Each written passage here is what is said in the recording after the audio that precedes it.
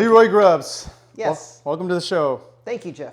Man, it's cool to be here in your space right now, the Fire Gallery in the Heights neighborhood of Houston, Texas. Why don't you tell us a little bit about what the Fire Gallery is, because it's more than just a gallery. Oh, the Fire Gallery is a pottery studio and we do glass blowing. Really here in the Heights, it's center stage. We're in the heart of the art community, one of the largest in the country, and it's really an amazing space. We do have pottery lessons, we do have glass blowing lessons. The great big blue building on Silver Street right by the railroad tracks, everybody probably knows it because of Bayou Adventures. You know, it used to be Bayou Adventures. I've been here now for a couple of years. Okay. And the Fire Gallery has been around for 4 years. This building used to be Bayou Adventures, that was the name of it? Correct. Okay. They did kayak rentals. Oh, okay. And ran it off. Okay. Ran people up the bayou and then they would come down and pick them up. Oh, okay. So, right on. I had this whisper of a prayer that, you know, if I could just find an empty metal building and a cement floor. And I happened to be eating lunch with this guy who ran Bayou Adventures. And one day I was sitting over there at Chiba Hut eating lunch, and he walks in and he tells me he moved Bayou Adventures and the building was available. That was like in October. So I chased down the owner and found the owner and got the application in, and literally the building was an empty metal building and a cement floor and lots of miscellaneous stuff. But everything you wanted, everything you needed. I could not have imagined anything more perfect as far as space goes. And 2,400 square feet. Yeah, that's one thing that really got my attention, because I've known you for about a year now.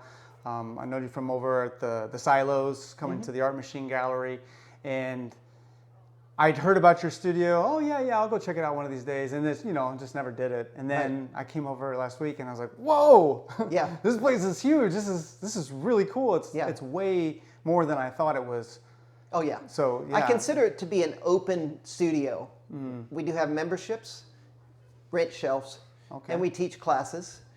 We have a pretty open schedule. We're open, and I call it an open studio because those who are members, who are renting shelves, get the access codes and can come and go. It's all on security cameras and motion detection. So in the middle of the night, I get a little beep on my phone and I go, I wonder who's at the studio. Right on. Burning the midnight oil. Right? Yeah. But people do come and go, and it's a really great place, and we have a great community, and it's all about community. Yeah, I can tell. Yeah, when you walk in here, you feel like, oh, there's a family vibe going on, and you have pretty much everything you need for the ceramics art that you're doing. So you got a lot of kilns, you got a lot of fire going on. Yeah. Tell us about that. I'm curious, were you one of those kids who was always playing with fire? Or can I tell you a funny story? Please do. Oh, yeah. Like I've even gotten, I would call it properly disciplined when I was a child by my parents. And it's a funny story. My mom came home one day and found some matches and candles that had been played with on the counter, and of course I was the guilty one, and received appropriate parental guidance at that moment. And wait till your father gets home. And so, but mommy, I didn't do it. No, I didn't cut it. So when my dad got home, he confessed that he had actually done it. So that was my reputation from really way back. Okay. Well, wait, was he copping for you, or no? He actually did it. He actually did it, and so it's in the blood then. Yeah, somehow. I was a Boy Scout also, and they taught us how to really start fires with just 2 matches and or a fire stick. And yeah. The old-fashioned way. Oh yeah. Okay. Well, we never rubbed 2 sticks together or got a bow and did that thing, but anyway. You get the little flint. You got the flint and a little flammable material, and you. Yeah, and then we go to jamborees, and you have to, anyway, I've done fire. Okay. Pottery happens to be associated to fire. Of course, we have lots of kilns. We have big ones, little ones, and we have the gas salt soda kiln. I could just try to explain more and more about what the gas salt soda kiln's about. Yeah. It's really the oldest form of firing and pottery and ever. It's the original, and I like to say most primitive, most basic fashion. There's a whole bunch of history about this type of firing capability, and it really is the only place in Houston that you can go. You can go to Austin and get it done. Okay. And you can... If you want to drive for 3 hours. Yeah, yeah. Otherwise, you're right here. Right. Okay. And... So what is it about the salt? What is it about the salt kiln what is the end product? What makes it special? The character of the firing itself. Okay. The character of the glazes and the interaction with the environment inside the kiln. And we call it a reduction, meaning we reduce the oxygen level by introducing combustible material. That reduction of oxygen is what we call a reducing environment. That is different than an electric environment. We have electric kilns, great big round things that are oxidized. So, meaning the oxygen level doesn't go down. We don't reduce. Okay. So it's a standard electric firing. We have multiple electric kilns, and we have the gas, salt, soda, wood. It really, if you like the kiln gods, this really does make something. And I hadn't thought that I could just reach over here and grab a piece of all that I have here and say, look at this one. You know, this came out of the kiln. You know, and it's an amazing piece. And hold it up a little higher. Yeah, yeah. This guy is absolutely amazing piece. He came out of the kiln. He's got some copper, and that's the flashings of color that you see. And there's everything about this is amazing. So the end product is more unpredictable. Is that fair to say? Or I would say, as an artist, as a ceramic artist, as a potter, experience gives you vision of what it will be. It gives you an understanding in the direction that you're going. And so you start developing pieces of pottery that have a similar character. So I would say, like a wind vane points consistently in the direction of the wind, you have an understanding of it enough that you can start creating work. But the magic of the kiln, the magic of the kiln is really the thing that really sets it off. Yeah. I could reach over here and grab another piece. I would try to show you all that it is, because the salt soda firing is amazing. We'll show some pictures. Yeah. I'll get some pictures from you. We'll show the pictures here, giving an idea of what that soda firing is. Yeah. I know that that's something that draws people here is because of that. Yeah. And for someone who's really unlearned in the ceramic arts, pottery in general, I don't understand it. It's all magic to me. I don't understand what's happening, but I know that it's working with your hands a lot, right? It's getting in the earth. I feel like if you are creating here, you have to be okay with getting dirty a little bit, right? Yes. Yes, everything about clay is dirty, and every joke about clay is a dirty joke. There's so many innuendos and suggestions. But the bottom line, yes, you're going to get dirty. You're going to get your hands dirty. You're going to sit down at a pottery wheel. You're going to saddle up on it like a cowboy, and you're going to have it right here in front of you, and you're going to take a piece of clay, and you're going to transform that piece of clay into a cup, bowl, plate, vase. Over time, somebody even asked me this last week, you know, what do you do after you finish making so many bowls? Well, you make plates. And after you make plates, what do you do? Well, then you start making vases, and then you start making taller pieces, and then you get into sculptural work. And there's multiple techniques in ceramics. There's hand building, which is really the original first pot, and then the advent of the pottery wheel and how that came about. So hand building's a big deal. And some of the most amazing work that I have seen is done by hand. Yeah. And a lifetime of experience and absolute perfection is achieved with that. Also with, you know, just the skill and the time and the commitment. Yeah. There's something about that. I have a mug that you gave me that, you know, when you hold it in your hand, you know that a human being has crafted this thing. Yeah. I have some friends, Tiffany Nesbitt, who's a ceramic artist. I love too. Tiffany. You know Tiffany? Yeah. Okay, I bought a piece from her too, and it's got like all these it's not perfect. Yeah. It's got stuff. Everything about it. Yeah, it's got a critter on it, of course, but it's got all this stuff that just makes it tangible to humanity, you know? And I love that. I think humans, we strive to have that more. It takes us back to something that's very grounded, very centered, very earth-oriented. I want to take my shoes off type stuff. Yeah. It's that kind of sensation. And they do refer to it as being centered. Everything about throwing clay is being centered. Okay. Trying to explain being centered, right? Yeah, right. I could demonstrate it. I could try to tell you about it. Yeah. But there's so much around using your core center and balance from your center when it comes to working with clay. You're not using your strength. You can be the slightest person or the biggest brute. But the bottom line is you have to approach the clay in the same way from your core and from your center to center it properly and to throw it and shape it and truly refine the shape and form. That's interesting.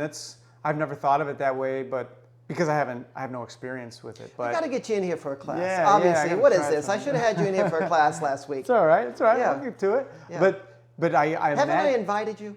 I'm sure you have. Oh, yeah. okay. I'm sure you have. Yeah, like I said, you invited me down to the gallery many times, and I just kept saying, "Oh yeah, I'll do that one of these days." You know how we are. I was thinking I was guilty for a moment, but no. Okay, you know how people are. You know, Yeah. we say, "Oh yeah, I'm going to do that," and then you put that on the list of things that you haven't done Bucket yet. list. Yeah. All right. But I imagine the whole process is similar to what painters feel when they're painting. You're in a sort of meditation, right? You're being Correct. In the flow. In the flow state, right? Yeah, and recognizing that you get into that. And this piece of clay is spinning in front of you, and you're working with it, and it's mesmerizing, it's hypnotizing. You're just, and I often joke, you have to hold your tongue on the right side. Okay. As you're throwing it, because you'll see people going, as they're pulling this up, they're leaning, as they get into it. And it's fun to watch, and it's really fun to be a part of. And as time goes by, a few lessons, you start seeing things on the online or in places and in the background of movies, and you go, that's an interesting shape. I want to I can make that. Yeah. Try it, right? And so you go off and you're inspired, and then once you've made the form, that's just the beginning. Right. Like painters, painting it and creating the design. The first thing is being able to throw a shape and create a form. But then the next is actually the decoration, the painting of it and the firing of it. Right. Yeah, there's multiple points to it. And it's not something that happens right away, right? Right. It takes time. What's an average time for, you got to, say we're making a mug. What's the average amount of time spent on it? So it could take a few minutes to actually physically make the form. Throw it. 20 plus years of experience right. adds up to 3 minutes of shape and put a handle on it and let it dry for a week. Okay, so it has to dry for a week then? 2 or 3 days. Okay. But my process, let it dry until I get a chance to get back to it. Okay. You trim it, you set it aside, let it dry, and then you glaze it. So we call it single firing most of the time. All my commercial work, I single fire. All my student work, I single fire, meaning when it gets to the dry stage, we call it bone dry, we glaze it then. And then once it's glazed, we put it back into the kiln for the first time and fire it that way. And that's what gives it its shine. That's what sheen. Creates pottery. Up to that point, it's just clay. It okay. really is dirt. You put it in water, it will dissolve and melt back down to just dirt. Right. Mud. We do recycle all of our clay. It's really very important. I have a Peter Pugger pug mill. I've seen a video of you on Instagram throwing old stuff in a thing. And then, it's really cool. Yeah. Taking all of that, literally, my first 15 years of pottery, you just end up with buckets of clay that needs to be recycled, and you just end up with more buckets of clay. And and the Peter Pugger pug mill mixes and pugs, and I stole the virtues, but I have a little dance. Peter Pugger mill. So for the layman, what does pug mean? I don't know what that means. So a pug mill is like a great big mixer. Okay. It really is an industrial quality mixer that I can take any type of clay condition-wise, dry, wet, whatever, and put it into the pug mill, add a little more powder just to keep it smooth and make it, best, and turn it on 15 minutes later. And then you do the dance. While it's running, I do my dance, my pug mill dance. Yeah. Because literally, without a mixer, you are taking that clay out of the bucket by hand and air drying it and working it by hand. And Nope. I just take a whole bucket Yeah. and just dump it in the pug mill and push the button. Yeah, that's cool. And then it comes out the other end. When Yeah. it's a pug, it comes out the other end like a sausage tube type shape. You know, mine's like a 4-inch, 5-inch pug of clay, and it's just a long tube of clay in it. And then you just throw that back in the mix and make more stuff out of it. Yeah, I just put it out there, put it back on the wheel, and make more stuff. And if that doesn't work for some reason, I just scrap it off into the bucket again and back through the mixer. Right on. Yeah. Okay, so then once it goes through its first glazing, then you start to paint it or decorate it if you want? So the first glazing, the glazing is the only step. Oh, okay. So once it is dry, we paint it. Okay. And then once we paint it, it's fired. And it's transformed. It's called vitrification. That's a big fun word. Yeah. It really means it turns the clay into real pottery. Okay. So it sounds like pottery. Gotcha. The chemical process is we're chemically removing all of the water from the clay, and we're taking the clay up to about 21, 22, 2300 degrees. Okay. So it gets hot. Food safe. Actually, it's hotter than the surface of the sun. Not the core of the sun or the core of the earth, but you know, it is hot. Wow. So it totally, they call it vitrification. Ceramic material will always be porous. And what seals it and makes it food safe is the glass surface, is the paint that we put on it. Oh, okay. So if you put a piece of pottery in the microwave and hit the button and you pull it out and it's almost too hot to touch, it's because there's water in the ceramic material. So when you wash your dishes and you set it on the rack to dry or in the dishwasher, it still retains some moisture through the air in the ceramic material. Yeah. Ceramic material acts like a filter. You can use it in high-end industrial filters. Okay. A whole nother subject. Yeah. A whole nother subject. I didn't know any of that, so thank you. So the glass, the glaze, it really is a glass, is specifically formulated to fit on the clay. Like bottle glass or cup glass is specifically formulated for that application. Now the glaze is specifically formulated to fit on the ceramic clay. Okay. A whole nother conversation, a whole nother life of experience there. Right. Trying to explain the chemistry, the advanced chemistry, and then you add fire. Right. Right.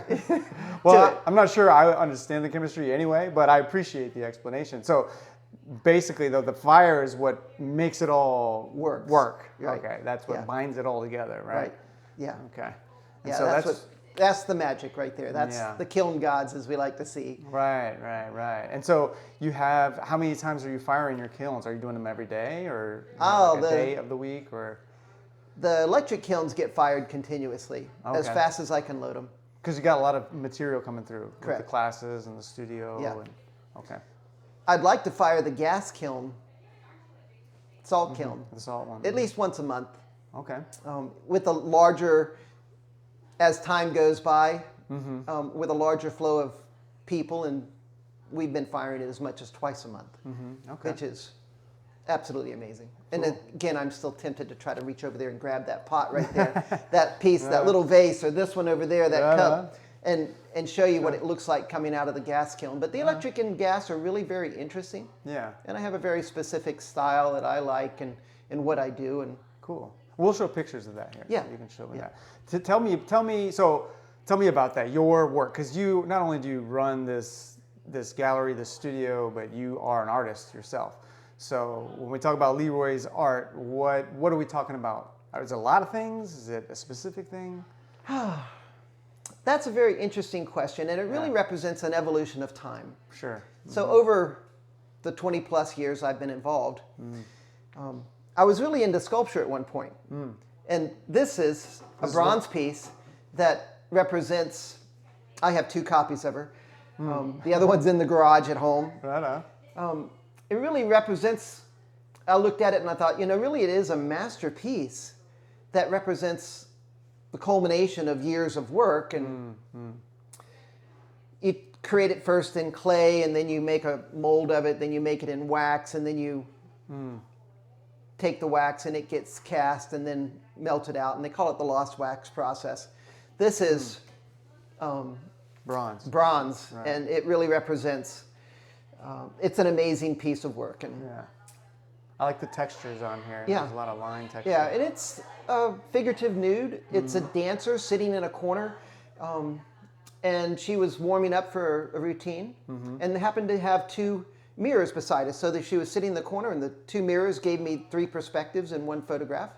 Cool. And I thought that was really cool. Especially for sculpture, something 3D. Yeah, right. So I made it small, and then I made it big, and then I did it again, and I know. Anyway, so there's a lot of pieces around that represent the work, and not only here, but it really just goes everywhere.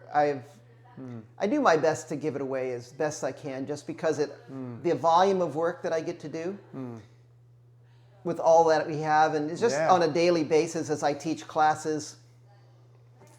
The volume of it is amazing, and I'm doing commission work for local restaurants and coffee shops, which is neat because they're ordering, I say, 1,000 cups at a time, which is really amazing. That's awesome. But it's an unlimited order, meaning make as much as you can get. So I typically do about 100 a month for a coffee shop, and I just keep giving them cups and saucers and plates and different size cups, and they're always like, we want more. Yeah. That's Their only complaint is that customers break them, and you can't really change that. So. Yeah.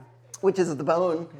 For me, they just throwing me another bone saying, I need more. Keep breaking them, guys. Yeah, I don't want to advocate that. Well, that's a blessing for sure. I mean, how cool is it that you get to play in your playground all day? Correct. Mean, that's your job. When you can make something you love your means of living, Yeah. I mean, that's... Yeah. And I have to tell you, I wouldn't recommend it for anybody. Right? Starving artist really is a very literal term. The personal story, I have a lifetime of computer science, trained in the military, U.S. Navy. Okay. The education I got there was electromechanical engineering, basically computers that control things, and in my case, that flew, bombs, rockets, and planes, radars, radios, navigation systems.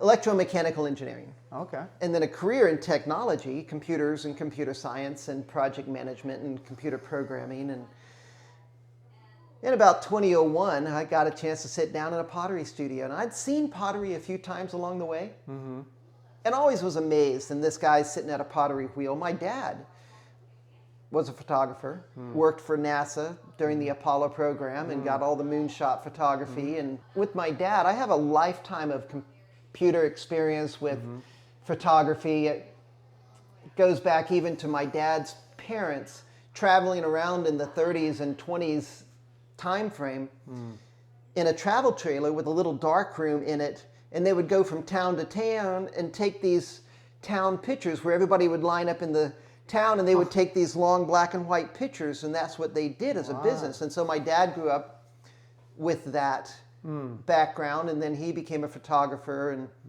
he also played with as fire. an artist. Sorry, he played with fire too. Yes, yes. Little callback there. Yes.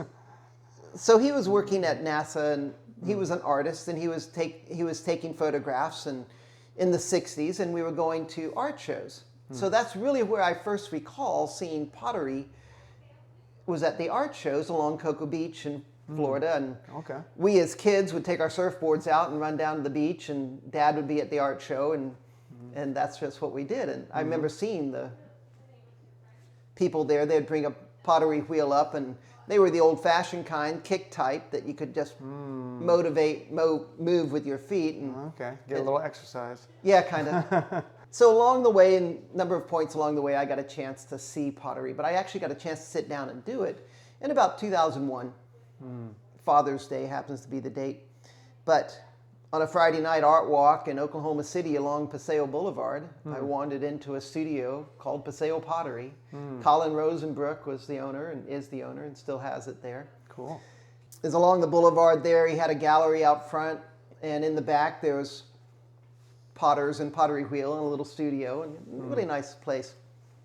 My wife and I liked it. She got distracted in the gallery and started walking around, and I, of course, being left on my own for a minute, will find trouble wherever I can. And in the back on an art walk weekend, of course, they have beer and wine, and they're sitting around talking in the back, which potters and pirates are inclined to be, throwing and just talking and carrying on. And of course, I walk in there, and it's a good thing. And that's where you got your start. Yeah, and I sat and watched for a minute, and they insisted I try. Come on, here's a piece of clay. Sit down. Come on. Yeah, you can do it. Okay. They asked me enough times, and I sat down at the pottery wheel, and I did exactly what you would do if you came in here for the first time. You get your hands wet, mud goes everywhere, and on your clothes. And 15, 20 minutes later, my wife walks in and goes, okay, he's busy. He's happy. She's got her job. She's done her job, and she wanders off and comes back a couple of hours later going, okay, LeRoy, it's time to go. Yeah. And I'm just happy as I could be, and I'd thrown seashells and conch shells and toilet bowls and donuts. And so it was love at first sight, basically. It was something that you very really connected for some reason. Yeah. I had a career in technology and computers and systems, and I call it the life cycle of the projects were always long life cycles, and years sometimes, where you just keep working and improving and making and doing, and computer systems and databases and control systems and tracking. Anyway, computers, databases. I said that already. But the best part about it is, with ceramics and pottery, the cycle, the process is very succinct, very focused, and satisfying, instant reward, very gratifying. Sure. It's a very short cycle. Right. Yeah, and it seems like I've had this experience many times with other artists. A lot of folks who are really, really intelligent, doing really stressful work, whether it's in chemistry or computer engineering or whatever.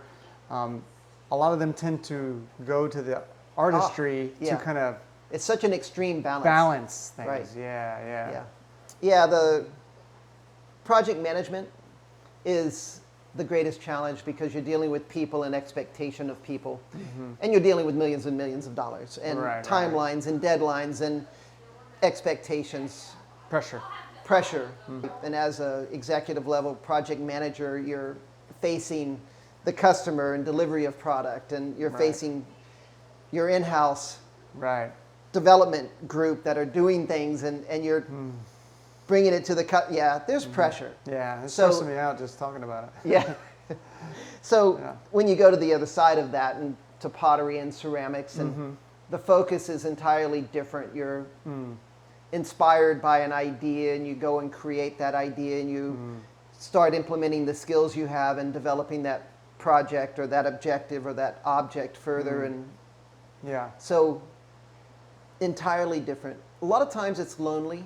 Long, focused time. You look up and it's past midnight, and you go, how did that happen? What have I been doing? Yeah, but you're totally into it, and you're just doing it, and in the zone. Yeah, and you just loving it. So it's a life-fulfilling thing.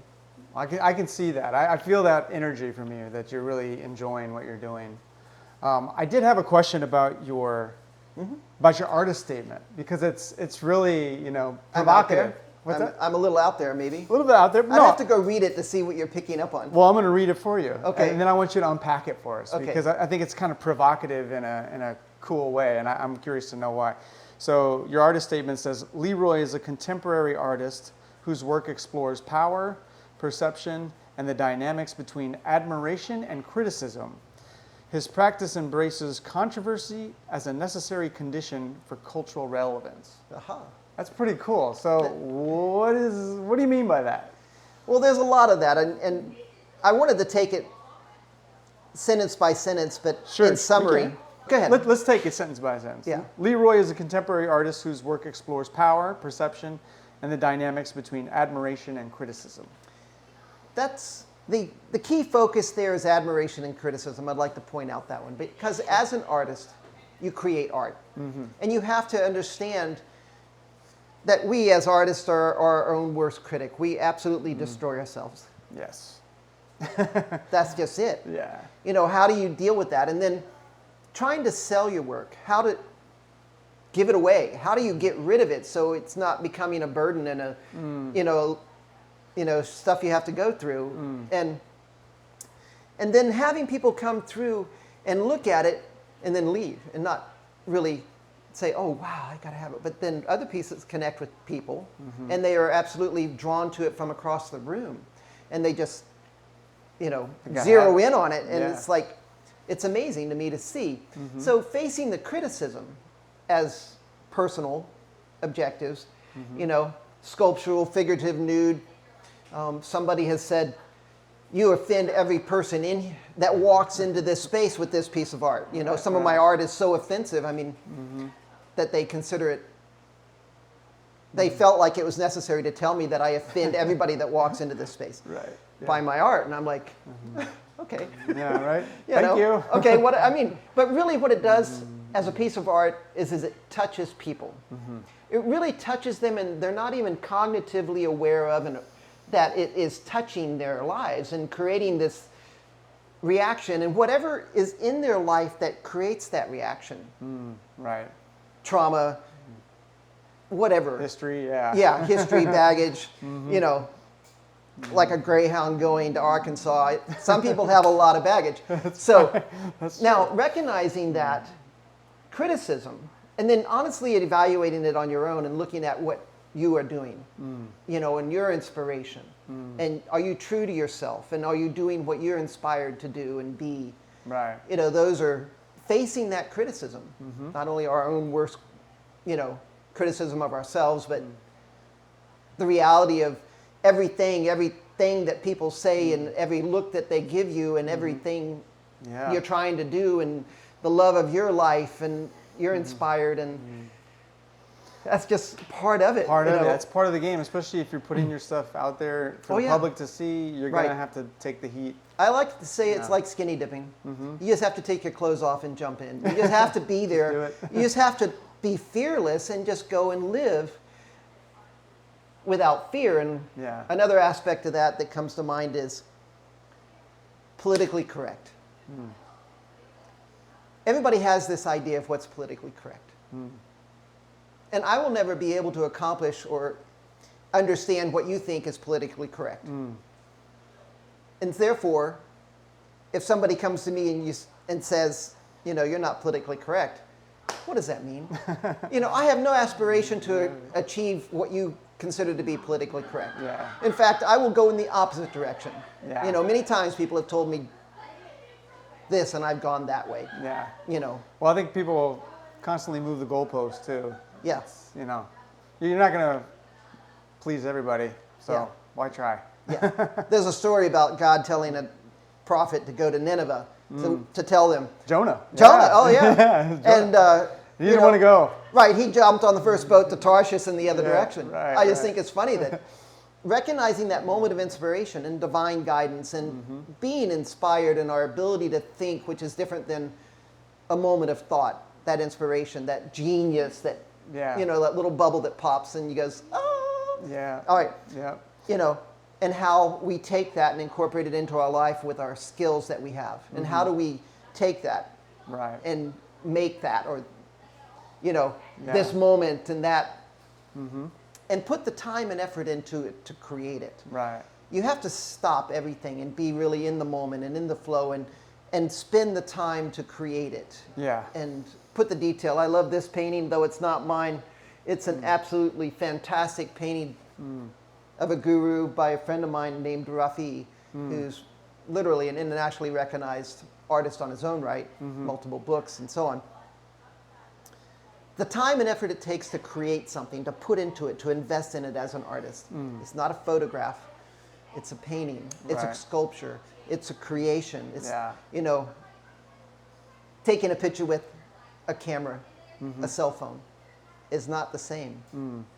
It's a different experience. So putting yourself out there. First question, controversy.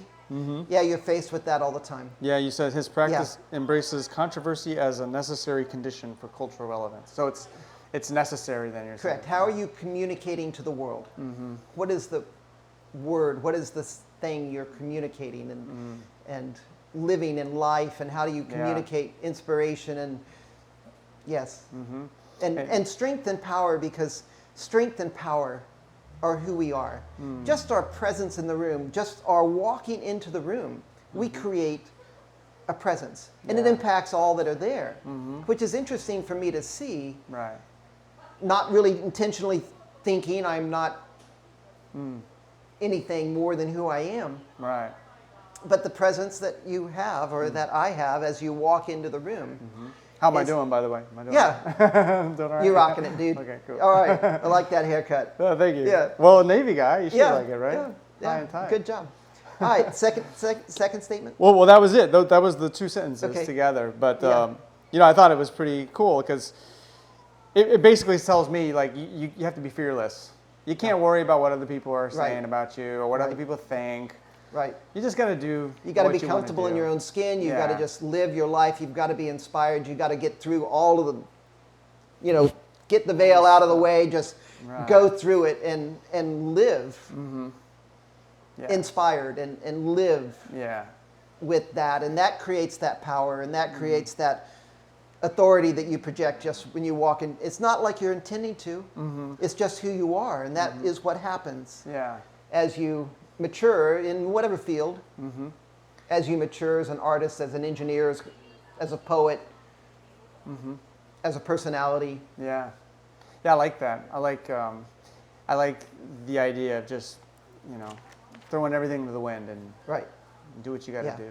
And really, it is being born again. You have to go through this. You can see I can see in my own life how I had to go through that, and I wouldn't recommend it for anybody. Right. Nobody likes the trials while you're going through them. Right. And a starving artist is a very real statement. Yeah. Do not embark on this with, delusions of grandeur. Right. But there is a freedom involved. I mean, again, like, you get to live in your playground. You get to do what you love all day, every day. That's a really cool way to live. It's better than being trapped in an office 9 to 5 that you hate, Well, I've been there. Yeah, right. I would elaborate on that a little bit. Sure, go ahead. Recognizing that this is a path of life, that you are walking this path of life, and I didn't choose this. This wasn't the objective. I have this computer background. I have a corporation, an LLC, a business, and if you get any emails from me, sign up for classes, you'll still get an email from LeRoy at sssserv.com. And that's the LLC, because it manages all the finance side of this stuff. And the finances are, you have to manage this, you have to pay for this, you have to buy this, you have to do more. Yeah. Therein is the reality of doing this. Yeah. You have to keep going. I was amazed that I could get this space, 2,400 square feet, with a parking lot, my own space in the heart of Houston Heights, in the center. I call it, we're in center stage of the arts community here in the Heights. 100, yeah. We're doing demonstrations, glass blowing demonstrations. We're doing pottery classes. Just every Saturday is booked. Date nights, I saw. Date nights. We have classes every night of the week. Date nights is just couples come in. We do the ghost experience. I was going to say, I couldn't go without that reference. You couldn't say it fast enough. That was my first sort of pottery experience ever. I was watching that movie. Okay. Yeah, Demi Moore. Yeah. And one of the interesting things about that movie, Patrick Swayze and Demi Moore, was that all the pottery in the background in that movie is made by Demi Moore. Really? Yeah, a little bit of movie trivia. She was a potter. We have the same haircut too, by the way. Yeah, you and Demi. I personally like it, and as a potter, I see the pottery in the background, and I go, I like that. And you can look around and see the pottery in the background. So cool.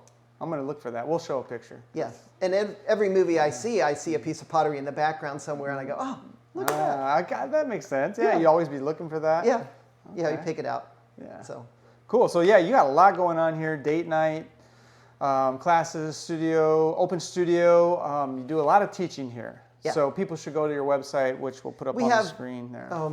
And I'd like to reiterate, we do a lot of teaching. Sure. We have a lot of first-time experienced people coming in, doing the couples or singles. And again, we can rent a shelf. We have full open access. And it really is a mature audience or a mature group of people, great community, in very interesting collection of people from all walks of life who are doctors and lawyers and computer people and accountants and personnel managers, and it just goes on, horseback riding people. And cool. I haven't mentioned that we do raku, and it's really an interesting process, more fire, but one of the things about raku is we use horsehair to decorate the forms and more fires. And yeah, we got videos of that too. Raku's ancient Japanese pottery. Right? Correct. Yeah. And it really is a fast-fired process. Originally used in Asian culture for fast-firing teacups for the tea ceremonies. First artist or ceramic artist credited with that is last name of Raku, and that's how we got Raku. Okay. Cool. So, and it's changed entirely from its original forms to what we do now, an Americanized version of it. It's fast-fired. Right on. Stick it in there, put a great big torch on it, heat it up to 1900 degrees. Nice. And then we take it out red hot and throw it into combustible material and fire. Right. Yes. Cool.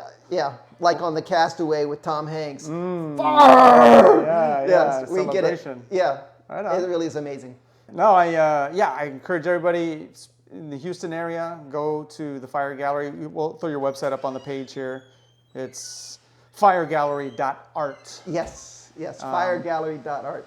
Yes. You can follow the Fire Gallery on Instagram at FireGallerySX. For Sawyer Crossroads. Okay, I was going to ask you about that. SX for Sawyer Crossroads. Sawyer Crossroads, right next to the railroad tracks. We are on the tracks, folks, yes. And then also on Facebook at Fire Gallery Arts. Yes. Right, we'll put all this up here. Before we go, though, LeRoy, I got to ask you the rapid fire questions. Okay, so this is going to give us a better idea of who you are as a person. Quick answers. Don't think about it too much. Okay. I'll give you one or the other. You just tell me which one you prefer. Okay. All right. Shoot. Okay, so number one is coffee or tea? Tea. Tea, all right. I like the color of my tea. I like the color of my tea, and I like to make cups with a white or light inside because I really like the color of my tea. Oh, okay. So, what is it, green? I do green, and I do a variety of teas, mints and such, but the color of my tea, yes, I like tea. Right on. I've never thought about that before. Yeah, a whole bunch of tea. Awesome. Yeah. Do you know oolong tea? Yeah. That's my favorite. I have jasmine and chrysanthemum, and I could tell you about more and mints. Cool. And all right, we'll have to talk tea sometime. Yes. Red or blue? Blue. Live music or live theater? Oh my goodness, live music. Okay. Yeah. Cool. Theater's a little bit too slow. Right on. You know, I love the dramaticness, and I was even in a play when I was in high school, elementary school, somewhere in there. The Emperor's Nightingale. Okay. Yeah. Emperor's Nightingale. Long time ago. Look that one up. But yeah, right on. Every so often I went to the Nutcracker. I've done the traditional plays, but live music is really, and I don't need to be in the front anymore. I can be in the back. Maybe in the back. I could be closer somewhere to the exit, right? Yes. Yeah. Okay. Up or down? Up. Stone in your shoe or itch you can't scratch? Stone in my shoe. Museum quality or street level energy? Street level.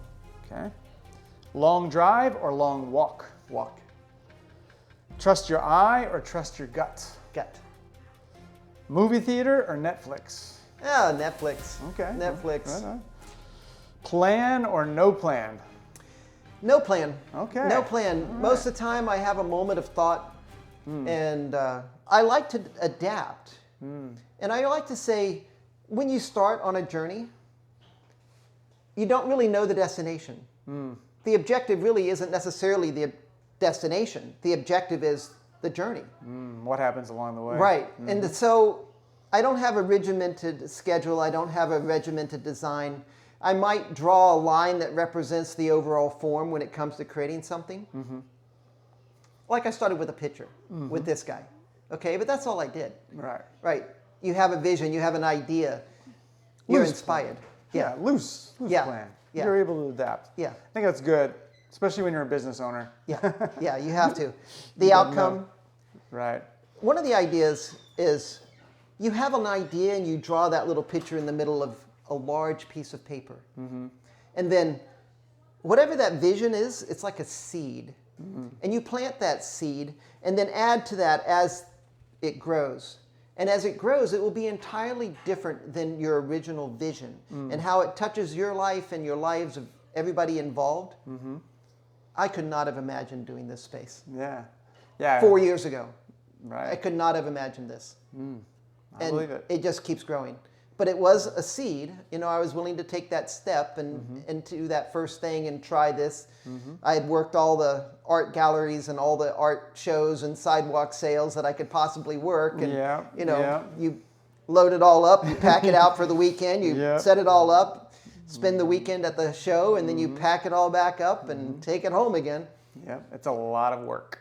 Now I have a gallery and people come here. Right. Amen. So that's the thing. Awesome. All right, a couple more here. Early bird or night owl? Early. Okay. What time do you get here normally? I'm usually up at 4 or 5 in the morning. 4 or 5? Okay. I usually get up, I can only say that I wake up turned on.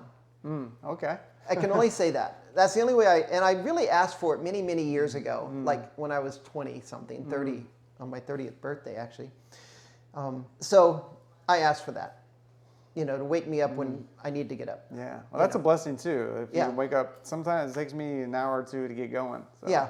And if I don't get out of bed, if I don't jump, I lay there and just flip-flop and drift in and out of sleep, and I have all these ideas and visions and always working, even mentally, when you're sleeping. Yes. Yeah, the engine is running, the fuel is burning. Right on. Trying to explain that. All right, LeRoy. Well, the last question here then is: art that whispers or art that shouts?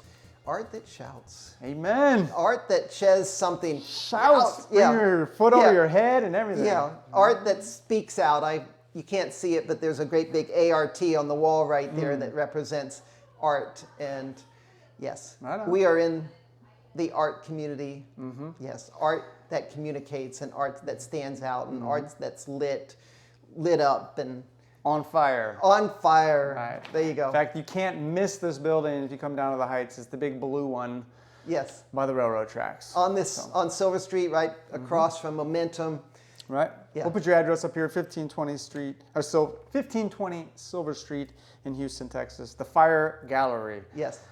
Awesome. Well, LeRoy Grubbs, thank you very much, brother. Jeff, it is an honor to get a chance to do this with you. Hey. I look forward to more of it, your work. I love what you do as an artist. I hate that this whole thing was focused on me when you are yourself an accomplished artist. I want this to shine the light on you. That's the whole point of it. You're doing the heavy lifting, and when it comes to SEO, this is a major tag. So help. Hopefully. Oh, a major tag for all of us. Yeah. Right on. Awesome. Well, thank you. We'll do it again because there's a lot of things on my bullet list we didn't get to. So we'll do it next time.